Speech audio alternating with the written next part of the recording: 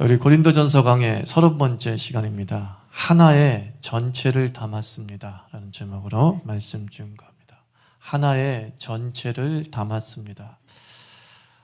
오늘 고린도전서 11장 본문 말씀 17절은 이렇게 시작합니다. 내가 명하는 이 일에 너희를 칭찬하지 아니하노니 이는 너희의 모임이 유익이 되지 못하고 도리어 해로움이라. 바울이 고린도 교회를 이렇게 질책도 하고 칭찬도 하는데 추워도 내가 이것만큼은 내가 좀 못 봐주겠다 하는 부분이 있었다는 겁니다. 그것이 뭐냐면 너희의 모임이 유익이 되지 못하고 해로움이다 라고 말하고 있습니다. 공동체 모임이 있었습니다. 예배 모임이 있습니다. 무슨 성경 공부 모임이 있습니다. 또는 믿는 사람들끼리 야유의 모임이 있습니다. 근데 그 믿는 사람들끼리 모든 여러 가지 모임이 도리어 유익이 되지 못하고 해가 되는 경우가 있었음을 고린도 교회가 보여주고 있는 거죠. 그러니까 바울은 이렇게 얘기하는 거예요. 참 아까운 시간 낭비하고 있다. 일주일에 겨우 시간을 내서 잠을 떨치고 늦잠을 이겨내고 예배 드리러 왔는데 참 아까운 시간 낭비하고 돌아간다는 겁니다. 주중에 일찍 퇴근해서 예배를 드렸는데 수요 예배 드리고 금요 기도회도 드리는데 그 모임의 어떠한 변질된 성격 때문에 아까운 시간 낭비하고 돌아가는 경우가 있습니다. 오늘 우리가 이 주일에 한 번 모임 11시간이 오늘 17절의 말씀처럼 되지 않을까 심히 두렵습니다. 너희의 모임이 유익이 되지 못하고 도리어 해로움이라. 생산적 예배가 파괴적 행위가 존재하고 있다는 모순이죠. 우리는 영광스러운 예배를 드리고 하나님의 임재하는 예배를 드리고 그 임재를 통하여서 성령의 충만함의 역사를 체험하는 거룩한 모임을 가지고 있는데 이 거룩한 모임을 통해서 상처받고 무너지면서 파괴적 일탈 행위가 공존하고 있는 모순을 교회가 보여주고 있습니다. 그래서 18절, 19절 보면 먼저 너희가 모일 때에 너희 중에 분쟁이 있다함을 듣고 하나 되는 예배를 드리러 왔는데 파괴적인 분열이 있는 이 모순이 우리의 모습일 수 있음을 성경은 고발하고 있다는 거죠. 한마디로 우리가 모임의 본질을 망각하는 거예요. 모임의 본질을. 고린도 교인들은 주일이 되면은 유력한 사람의 집에 모일 때 주의 만찬 같은 것을 했던 모양입니다. 그런데 이 고린도에서 예수를 믿었던 유력한 사람들은 이 성만찬을 당시에 심포지움 정도로 여겼다는 거죠. 모여서 먹으면서 학문적 토론을 하는 그런 형식이 있었는데 마치 주일날 한 번 모여서 성만찬하는 것을 자기가 예수 믿기 전에 자신의 공동체에서 자신의 사회에서 자신의 직장에서 했던 그 모임과 별반 다를 것 없이 취급하는 모습을 보게 됩니다. 사교적 잔치, 학문적 토론의 장으로 이 성만찬을 혼동하고 있는 모습을 고린도 교회가 보여주었다는 것입니다.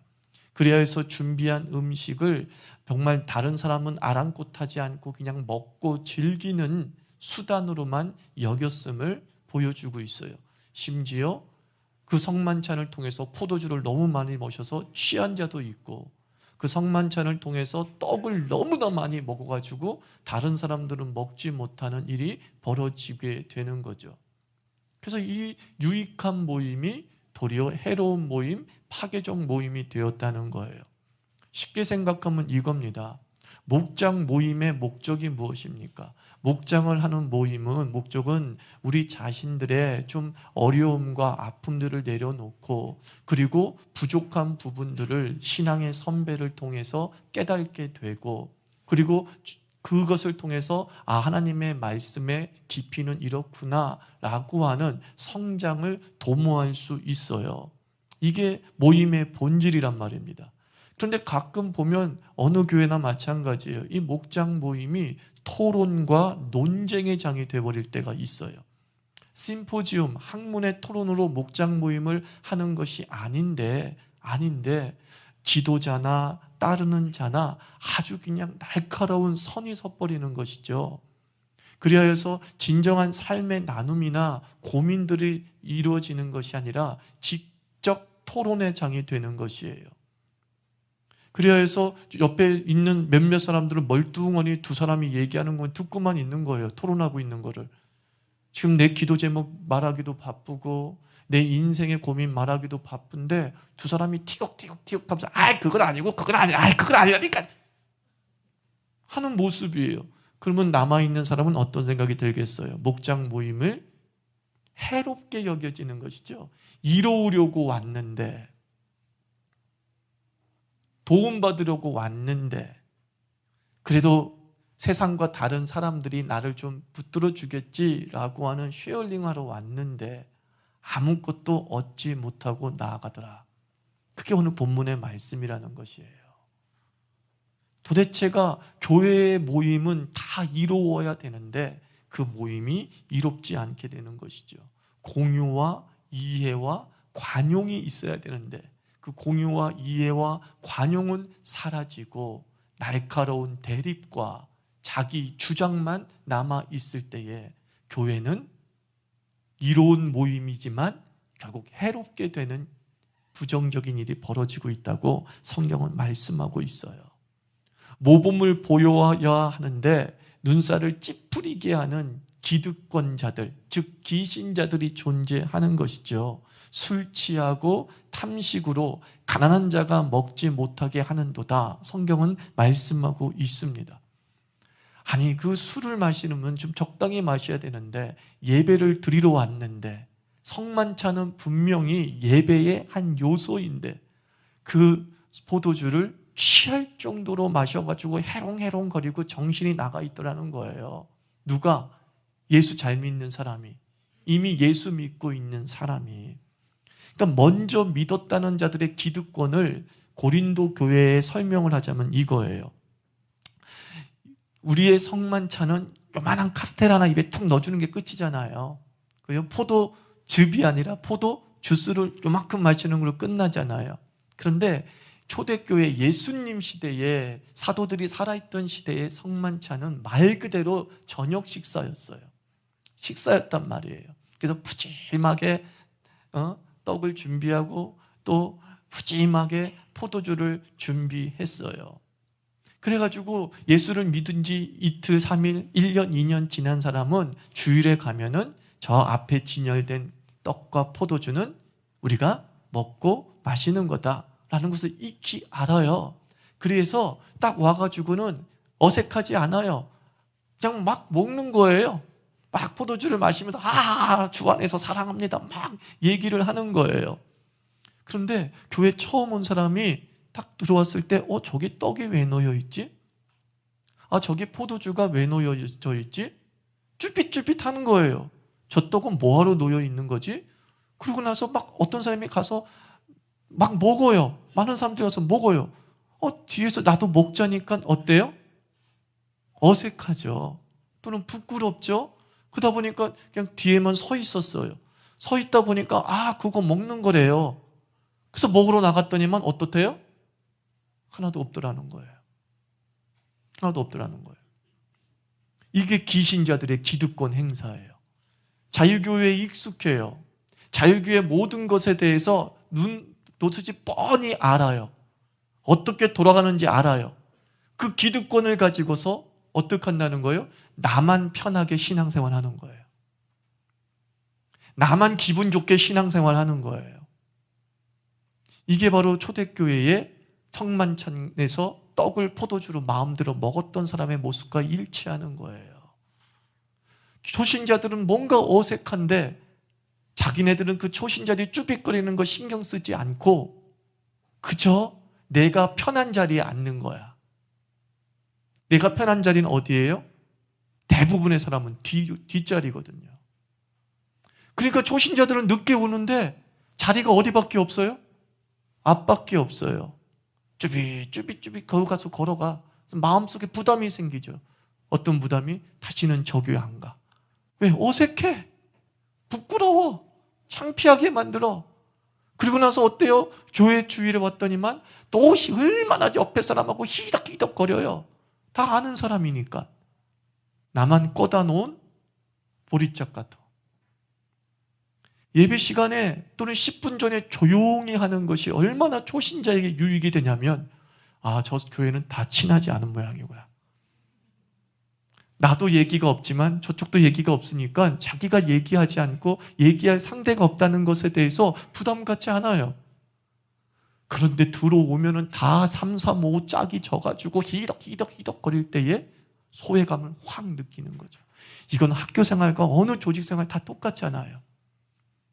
탁 들어왔을 때 누구나 다 짝이 있을 때 쉽게 그 안으로 들어가지 못해요. 학교도 마찬가지예요. 탁 들어갔는데 내 짝이라고 여기는 애가 다른 애가 열심히 얘기하고 있을 때 굉장히 섭섭한 거예요. 근데 학교 딱 들어가 누구도 얘기를 안 해. 전학 갔는데 누구도 얘기 안 해. 교실에서. 그때 그 아이는 안정감을 누리게 되죠. 그리고 점점 친구가 늘어나게 되는 거예요. 우리가 가지고 있는 이 편안함의 기득권을 가지고서, 익숙함의 기득권을 가지고서 우리가 마음껏 누리고 있을 때에 누군가는 이 교회의 분위기를 알지 못하고 이 교회의 제도를 알지 못하는 사람은 어색하면서 쭈삣하다가 그 성만찬의 기회를 놓쳐버리는 것이죠. 함께 포도주를 마시고 떡을 먹는 즐거움을 놓쳐버릴 수 있다는 거예요.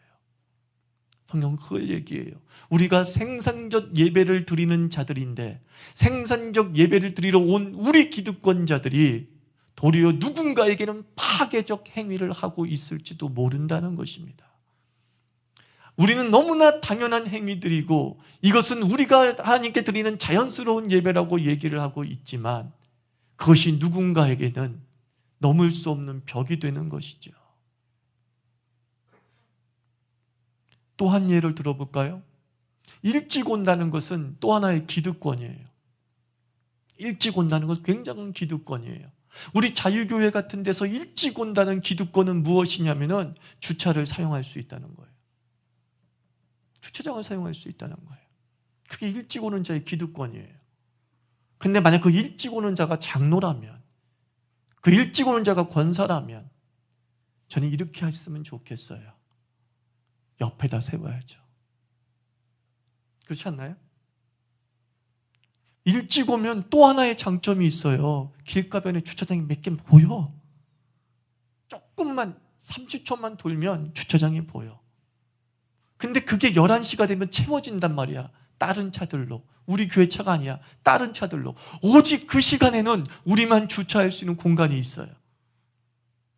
우리가 조금 성숙했다면, 일찍 오는 기득권을 가지고 있었다면, 나에게 하나님께서 아침에 일찍 일어나는 성실함의 기득권을 우리에게 주셨다면 그 기득권을 가지고서 나의 안락과 편리를 위해 사용하는 것이 아니라 초신자들, 아직 믿음이 약해서 일찍 못 일어나는 연약한 심령들, 또는 집이 멀어서 빠듯하게 교회에 도착할 수밖에 없는 장거리 신앙인들, 그런 사람을 위해서 자리 하나 딱 하니 양보해 주는 것, 그게 바로 성만찬인 거예요. 그게 살아있는 성만찬인 거예요. 그게 바로 21세기적인 적용임을 우리에게 가르쳐 주는 거죠. 모임을 하러 왔는데 주차장부터 벌써 다 화가 나버리잖아요. 늦게 오는 사람들은, 특히 초신자들은 짜증이 확 나버리잖아요. 그리고 기분 좋게 들어와서 예배를 드리겠어요? 그분이 좋게 예배 드릴 수 없죠. 벽이 딱 생겨버리는 거죠. 이 교회는 배려가 없어, 이래버리는 거죠. 내가 삐집고 들어갈 틈이 없어? 라고 하면서 벽이 생기는 것이죠. 오늘 이 말씀 순종할 줄 믿습니다. 순종할 줄 믿습니다. 먼저 온 자, 이 먼저 온 자가 마음껏 누리는 것은 당연할지 모르겠지만 이 먼저 왔다는 그 이유 때문에 누군가는 어색하고 쭈뼛할 수 있음을 기억하면서 저는 우리 기득권자들이 자꾸 선을 무너뜨리는 인생 되기를 바랍니다. 담을 무너뜨리는 인생 되기를 바랍니다. 그래서 접근용이, 이것이 우리의 꿈이 돼야 돼요. 접근용이. 저는 어렸을 때에 어렸을 때부터 내가 좀 반골 기질이 있었나 봐. 어린이 대공원이나 이런 데 놀러 가면 제일 싫었던 게 뭐냐면은 잔디밭에 줄 거놓는 거예요. 지금은 하나도 없잖아요. 옛날엔 잔디밭에 딱 줄 거놓고 접근 금지, 들어가지 마시오. 뭐예요? 완전히 요식행위야. 보여주기용이야. 아름답게만 꾸며놨지 아름다운 것을 시민들이 누리지 못하게 만든 것이죠. 잔디밭에 들어가서 앉고 즐기고 그래야 되는데 접근 금지, 들어가지 마시오. 눈으로만 보시오. 이런단 말이죠. 근데 우리가 바로 그런 선들을 만들어 놓고 있는 거예요. 관리자가 되어서 그런 선을 만들어 놓고 자기들의 행사가 있을 때는 잔디를 쫙 개방해 놓고 직원들 회식은 거기서 하고 직원들 무슨 야유회는 다 잔디밭에서 하는 거예요. 그리고 난 다음에 다시 또 평일날 개방할 때는 접근 금지. 이것이 우리의 모습이라고 성경은 얘기하고 있습니다. 따라합시다. 생산적 모임이 생산적 모임으로 이렇게 돼야 되는 거예요. 성경이 이거예요.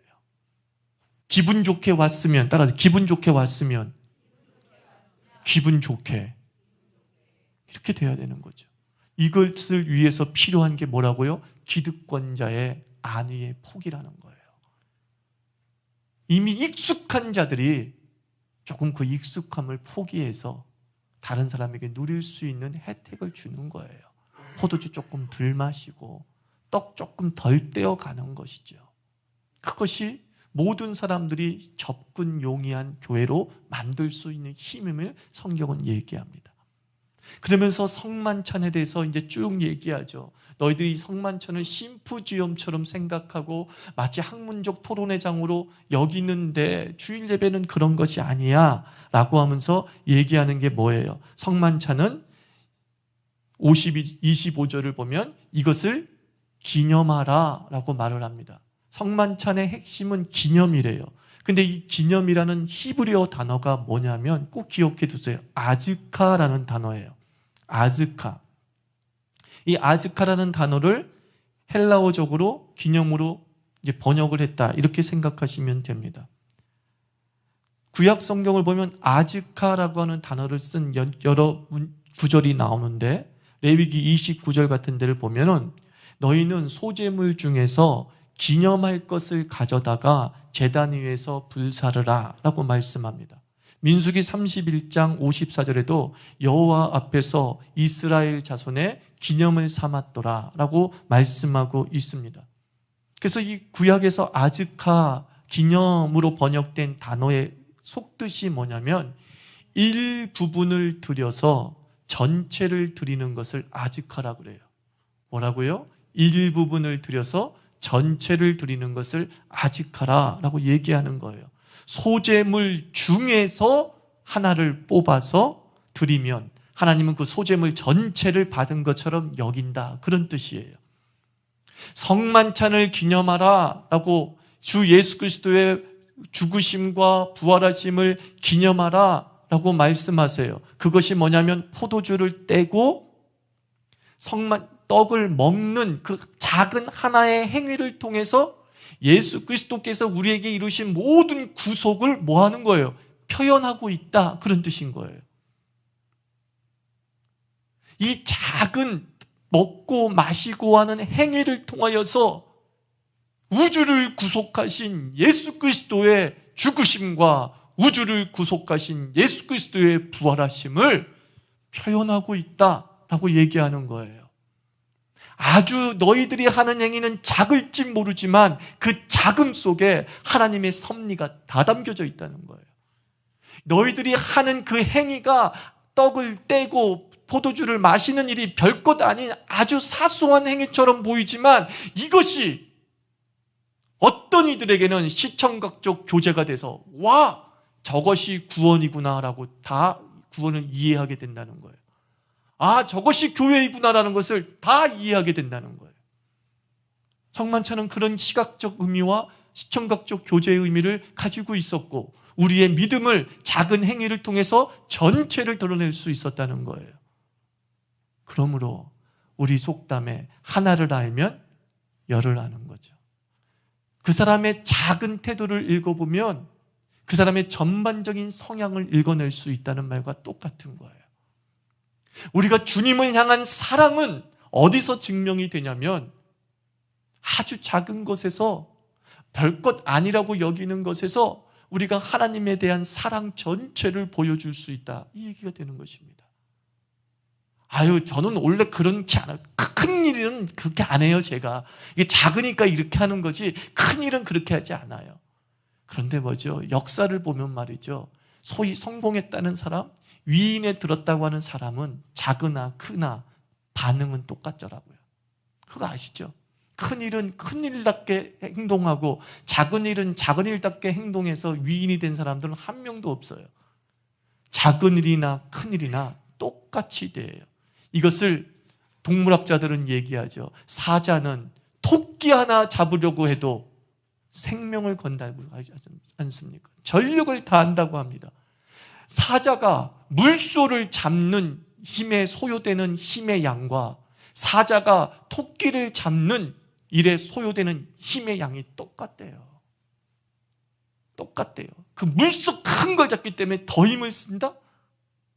토끼를 잡기 위해서는 힘을 덜 쓴다? 사자는 그렇지 않대요. 사자는 토끼나 물소나 온 전력을 다한다는 거예요. 저는 우리 자유교회 신앙이 아지카의 신앙이 있기를 축원합니다. 작은 것을 통해서 전체를 표현할 줄 알아야 돼요. 아주 소박한 것을 통해서 우리가 정말 하나님을 얼마나 위대하게 여기는지를 보여주는 것이죠. 저는 설아의 일기를 읽으면서 참 저는 너무 감동받았고 제 페이북에 올렸는데 인기 폭발입니다. 그냥 그 어떤 성경 목회자 연구단체에서 이걸 좀 공유 좀 해가겠다고 연락이 오고 그러더라고요. 여러분 보세요. 주일날 한 번 예배 드리는 것이 그렇게 대단한 건 아니에요. 대단한 건 아니에요. 그런데 그 대단하지도 않은 그 주일 예배에 설아는 너무 많은 신경을 쓰더라고요. 드리면 되잖아요. 근데 그 일기를 읽어보셨죠? 혹시 졸면 어떡하지? 하품하면 어떡하지? 하품하다가 내가 전도한 친구들이 내 하품하는 것을 보면 어떡하지? 그 얘기죠. 내가 하품하는 거 보고 하나님에 대해서, 예배에 대해서 잘못된 생각을 가질까 봐. 내가 먼저 예수 믿는 사람인데 예수 저렇게 믿어도 되는구나, 예배 저렇게 드려도 되는구나, 이게 보여질까 봐 걔는 걱정하는 거예요. 그 주일 예배 한 번 참석하는 그 작은 것 하나에 자신의 온 신경이 다 쓰여져. 그것에 감동받았어요. 그리고 하나님이 어떻게 그 주간에 이 본문 말씀과 아즈카와 맞는 그 사진을 딱하니 투척하게 만드셨는지 또 하나님을 찬양을 했어요. 저 자세로만 설아가 평생 살면 우리 설아 보기 힘들 겁니다. 우리와 다른 세계 속에서 살아가는 리더십을 발휘할 거라고요. 여러분들, 오늘 이 일주일에 한 번 드리는 1시간의 예배에 온 신경을 쓰고 있었습니까? 내 이 일주일에 단 1시간의 시간을 통해서 내 인생 전체에 대한 하나님의 신앙을 보여주고자 했습니까? 이것이 설아가 우리에게 도전하고 있는 거예요. 너는 아직 하고 있니? 주일 1시간을 위해서 1년 365일을 증명하고 있니? 너는 주일 1시간을 위해서 네 평생의 신앙을 증명하고 있니? 이거예요. 그렇게 살아가야 된다는 거예요. 내 하루가 그냥 하루가 아니라 내 전체를 반영할 수 있음을 기억하면서 이 하루에 내 전체를 담아버리는 것이죠. 이 하나에 나의 전부를 담아버리는 것이죠. 마치 내일이 없듯이 오늘 모든 것들을 쏟아 부을 수 있는 집중과 몰입이 우리 인생의 격을 다르게 하는 줄 믿습니다. 그래서 우리 자유교회는 이제부터 이렇게 인사합시다. 설아처럼 살자. 아즈카하자 이거보단 설아처럼 살자. 그죠? 설아처럼 살자. 그러면 우리 주일 예배 너무너무 영광스러울 것 같아요. 매번 모일 때마다 여러분들은 새롭게 느껴질 것이고요.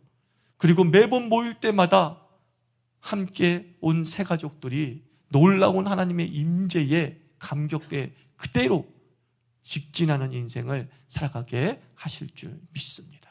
기도합시다. 하나님 아버지,